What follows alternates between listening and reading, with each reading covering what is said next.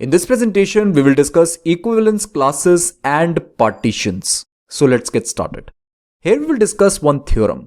Let R be an equivalence relation on a set A. Following statements for elements A and B of set A are equivalent. These statements are equivalent. This is according to this theorem. A is related to B. Equivalence class of A equal to equivalence class of B. Equivalence class of A intersection equivalence class of B is not equal to phi. These three statements are equivalent. Okay. It must be well noted that R is an equivalence relation and this relation is defined on some set A. Okay. A and B are two elements of set A, and for these two elements, these three statements are equivalent. Now we have to prove that these three statements are actually equivalent. Our target is to prove that 1, 2 and 3, that is these three statements, are equivalent. Method is quite simple. If 1 implies 2, 2 implies 3, 3 implies 1, then 1, 2 and 3 are equivalent. It forms a kind of a cycle, right? If 1 implies 2, 2 implies 3, 3 implies 1, then obviously 1, 2 and 3 are equivalent. Let's first try to prove that 1 implies 2. That is, when A is related to B, then equivalence class of A must be equal to equivalence class of B. Okay, let's just try to prove this. For this, let us assume that A is related to B, because it is given that if A is related to B, then equivalence class of A must be equal to equivalence class of B, right? Here, we will first assume that A is related to B, then we will try to prove that equivalence class of A is actually equal to equivalence class of B. We will now show that equivalence class of A is a subset of equivalence class of B, and equivalence class of B is a subset of equivalence class of A. For this, let's say that X belongs to equivalence class of A. Okay, because we want to prove that equivalence class of A is actually a subset of equivalence class of B, right? Here, if X belongs to equivalence class of A, then obviously A must be related to X. Because element A is already part of this equivalence class and X also belongs to this equivalence class, therefore it is clear that A is related to X, right? We have assumed that A is related to B. This means B is related to A because R is an equivalence relation. We should remember that, right? Hence, R is also symmetric. If B is related to A and A is related to X, then B must be related to X. This is according to transitivity, right? If B is related to A and A is related to X, then obviously B must be related to X. Therefore, X belongs to equivalence class of B according to this, right? B is related to X. This means that X must belong to equivalence class of B. Hence, it is clear that equivalence class of A is actually subset of equivalence class of B. Let's say this is 1, okay? Now let us assume that Y belongs to equivalence class of B. Some Y element belongs to this equivalence class. Now we want to prove the other side of the coin. That is, equivalence class of B must be the subset of equivalence class of A. Then only we would be able to prove that equivalence class of A is actually equal to equivalence class of B, right? That is why I am assuming here that Y belongs to B, and Y belongs to equivalence class of B implies B is related to Y. There is no doubt about this. We have assumed that A is related to B. Now we know that A is related to B and B is related to Y. Therefore, we can say A is related to Y. This is according to transitive property. Therefore, Y belongs to equivalence class of A. Hence, we can say that equivalence class of B is a subset of equivalence class of A.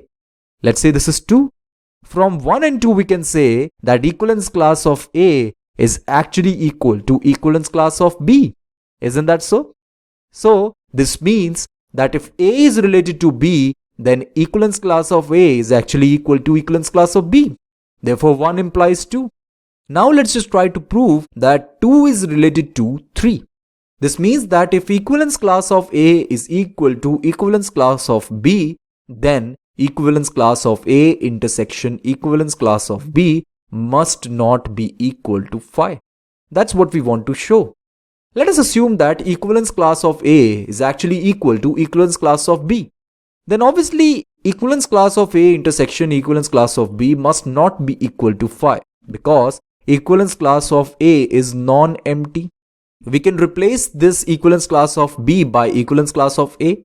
Then this becomes equivalence class of A intersection equivalence class of A. Obviously this cannot be phi, right? Because R is reflexive and hence A must belong to equivalence class of A. This element must belong to equivalence class of A. This means that equivalence class of A intersection equivalence class of B must not be equal to phi. Hence 2 implies 3. Now we will try to prove that 3 implies 1. This means equivalence class of A intersection equivalence class of B not equal to phi implies equivalence class of A equal to equivalence class of B. Assume that equivalence class of A intersection equivalence class of B must not be equal to phi. Then some x belong to equivalence class of A and the same x also belong to equivalence class of B because intersection of these two equivalence classes is not phi, right? Let us assume that some element x belongs to both these equivalence classes. Okay? This x obviously belongs to set A. This means that x is related to A and x is related to B. According to symmetry property, if x is related to A, then A is related to x, right? And if A is related to x and x is related to B, then it means that A is related to B. This is according to transitive property. If A is related to B, then obviously equivalence class of A must be equal to equivalence class of B. These two elements are related, right? Therefore, they must belong to same equivalence class. Hence, we can say that 1 implies 2, 2 implies 3 and 3 implies 1. Therefore, 1, 2 and 3 are equivalent. Now what is the conclusion of theorem 1? Theorem 1 shows that the equivalence classes of two elements of set A are either identical or disjoint. We know that three statements are equivalent. A is related to B, equivalence class of A equal to equivalence class of B. Apart from this, equivalence class of A intersection equivalence class of B must not be equal to phi, right? These three statements are equivalent. This means that when A is related to B, then equivalence class of A must be equal to equivalence class of B. It must not be the case that they are different. Apart from this, the equivalence class of A intersection equivalence class of B must not be equal to phi, which means that there are some common elements between A and B. This simply means that when A is related to B, then two equivalence classes must be identical. If A and B are not related to each other, then they must belong to different equivalence classes and they must be disjoint. There must not be any common element between those equivalence classes, right? Therefore, it is clear that equivalence class of A intersection equivalence class of B must be equal to phi when equivalence class of A is not equal to equivalence class of B, right? This means these two equivalence classes are disjoint, right? Also, union of equivalence classes of R is all of A. Union of all equivalence classes must be equal to A because no matter what, every element exists in its own equivalence class because of reflexivity, right? Let's say we have set A which consists of three elements 1, 2 and 3. In the worst case, they all belong to different equivalence classes, right? 1 must belong to its own equivalence class. 2 must belong to its own equivalence class and 3 must also belong to its own equivalence class, right? Because 1 is always related to 1, 2 is always related to 2, 3 is always related to 3. This means no matter what, every element exists in its own equivalence class, right? Therefore, union of all the equivalence classes must be equal to A, that is set A on which the relation R is defined. Therefore, equivalence classes of set A forms partition of A. This is very important to note. Equivalence classes of set A forms partition of A. What do we mean by partition? Partition of set A is a collection of all disjoint, non-empty subsets AI of A, where I belongs to I. This I is the index set. I actually want to say A1, A2, A3 and so on. Okay. These are all subsets of set A. It must be well noted that AI must not be equal to phi because they must be non-empty subsets. Apart from this, AI intersection AJ must be equal to phi if I is not equal to J, right? their intersection must be equal to phi. They must be disjoint, right? Apart from this, union of all the AIs will give me A. That is set A. This means that all the equivalence classes of set A forms partition of set A. These subsets are actually dividing the set, right? Let's consider one example in order to cement the concept of partition.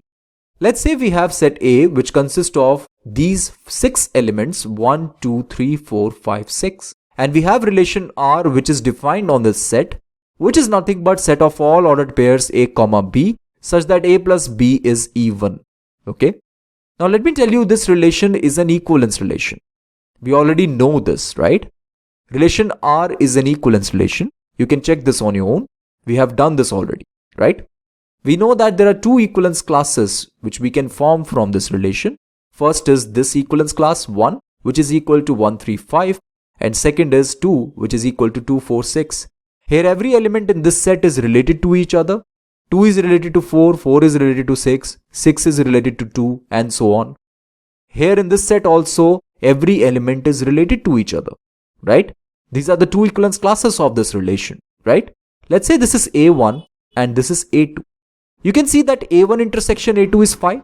They are disjoint. There is no common element between these two sets. That is what I want to emphasize on. These two are equivalence classes and there is no common element between these two sets.